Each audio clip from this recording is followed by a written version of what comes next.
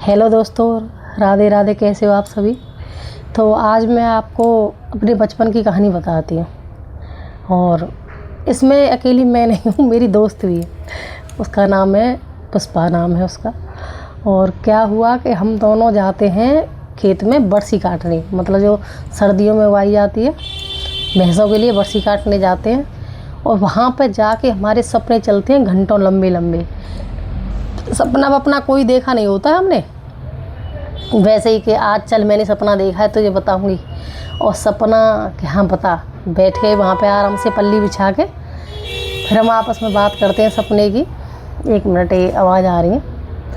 तो वहाँ पे हम सपने की बात करते हैं और सपना कुछ नहीं देखा होता कि मैंने सपना देखा था इतना सुंदर लड़का था और उसे शादी हो गई, नौकर चाकर रह रहे हैं। और पता है नाम भी ऐसा नहीं कि उसका नाम भी हम सोच के रख देते कि नाम क्या बताना है कि क्या ना, तो पता उसका नाम राज था। अच्छा हाँ। फिर भैया घंटों हम बातें करते हैं, मतलब वही ख्याली दुनिया, टीवी वाली दुनिया एकदम मस्त। तो होता क्या है, ऐसी हमारी डेली की वो चलती थी। और फिर हम शाम को आते थे तो रोज़ हमारा एक सपना तैयार रहता था। हुआ क्या कि एक दिन हम गए तो हमारी बरसी बहुत छोटी छोटी थी और दूसरे की जो बरसी थी वो बड़ी थी। तो मैंने कहा यार इसमें पुष्पा टाइम लगेगा, चल ऐसा करते हैं उसी बरसी को काटते हैं, कहीं नहीं पता चल रहा कि। तो उन्होंने कहा कह रहे वो तो दरांती का निशान लगा गई है, जिसकी बरसी थी कि वो तो दरांती का निशान लगा गई है। जो लोग नहीं समझ पा रहे, मैं कह रही हूँ चारा होता है काटने का, हरा चारा। तो वो निशान लगा के गई थी वहाँ पे कि कोई काटे ना। तो हमने क्या किया, तो इसमें कौन सी बड़ी बात है, ये यहाँ निशान लगा गई है, हम इसी दरांती को थोड़ा आगे कर देते हैं तो हमारा निशान उन्हें पता ही नहीं चलेगा कि ठीक है। वही हमने किया, बरसी काट ली भैया, हमारा पूरा बोझ हो गया। अब क्या हुआ कि वो दूर से दिख गई, जिस औरत की जो बरसी थी वो हमें दूर से दिख गई। और इतनी दूर से दिखी कि उससे कम से कम 15 मिनट आने में लगते खेत तक। तो वो कहती है, पुष्पा कहती है चल यार जल्दी जल्दी बोझ को लेते हैं और घर चलते हैं। अब मैंने कहा ठीक है चल।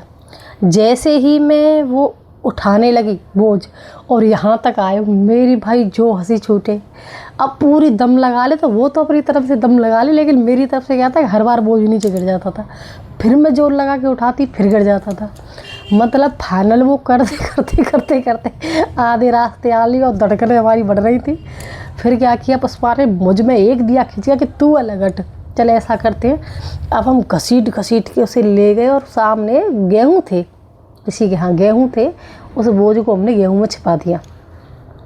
लेकिन जब वो आई तो उन्हें पता चल गया, क्योंकि जब बोझ तुम ले जाओगे तो उसका एक निशान तो रहता ही है ना कि कहाँ से।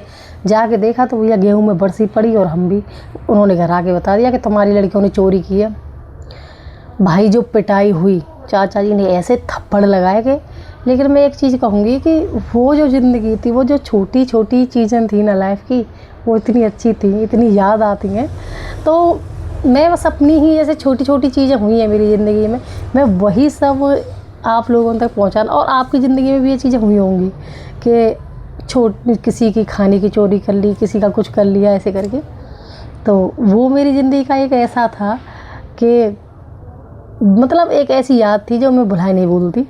तो आप लोगों के साथ मैं अपनी और कहानियाँ, अपनी और ज़िंदगी की ऐसी चीज़ हैं, अनकही चीज़ें जो मेरे दिमाग में रहती हैं लेकिन मैंने किसी से कही नहीं, आपके सामने लाऊंगी। बहुत जल्दी मिलते हैं। राधे राधे जी।